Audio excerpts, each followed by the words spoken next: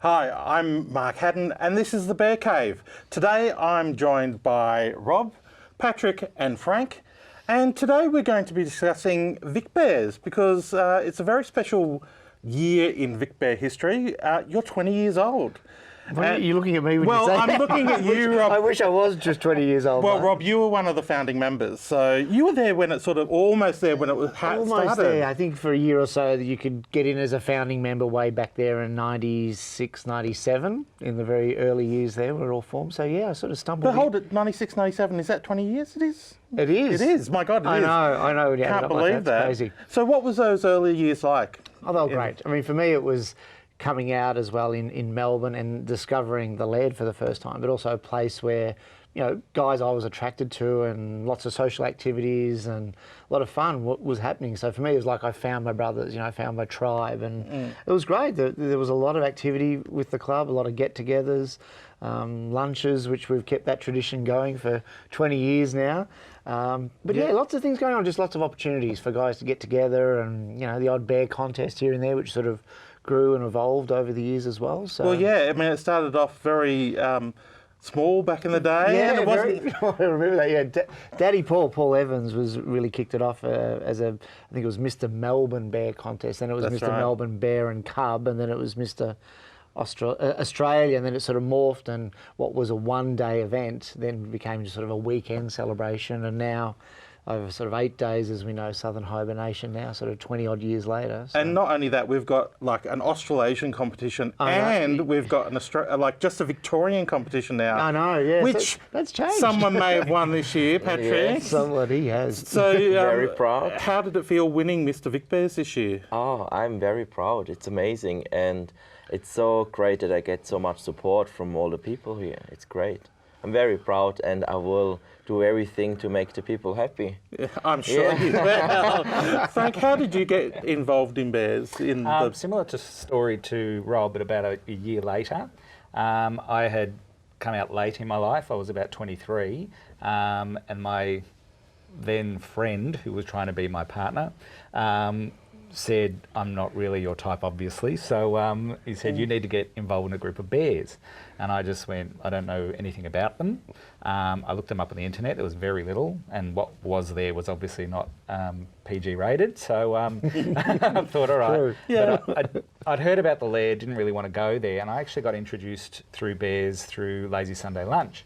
So that's also been going on for about 20 years. And it was, at that stage, it was in Paran and upstairs in a restaurant. So we weren't with all these other people who I didn't know either. So there's about 20 or 30 of us upstairs, and I made a few really good friends and things like that. And then at that stage, there was 2 venues that we were going to, which was the Star Hotel, and then after that we'd go down to the Laird.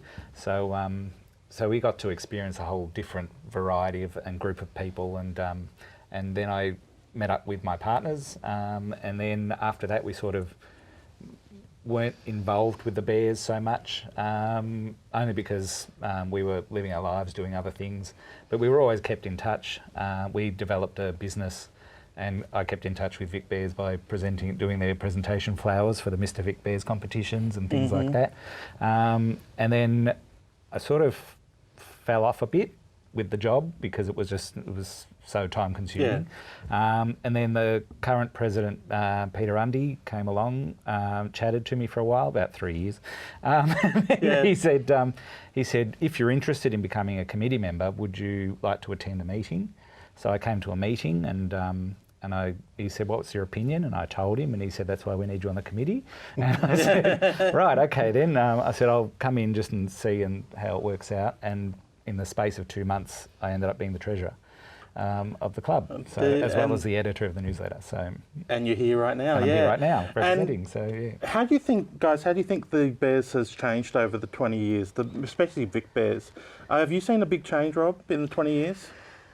I don't know if it's been a big change. I think the things that the club has always held true, like having lots of social opportunities and events for people to get together and that sort of connection, whether it's through the newsletter or communication. You know, in the last few years, social media has probably been a big change, and everyone now having like a small computer in your pocket on a phone that we can now connect with people. So that has changed. I think it's impacted a lot of things in the community in general about meeting people and dating and hooking up and Yeah. all that stuff. So I think maybe, you look at past events and get-togethers, they've shifted probably over 20 years, but we're always looking at innovative ways or trying to connect, to people with different, whether it's through, we've got a new app, so people who like that instant news, the instant update on events, or the, photos that are happening right now, as opposed to, in the past, it would have been waiting for that good old printed newsletter in the mail. Yeah, so that's a big shift. so that's a big change, Yeah, so isn't it? technology has impacted us, but I think a big change for the better has been we're more involved with the community and charity. So we're doing a lot more fundraising and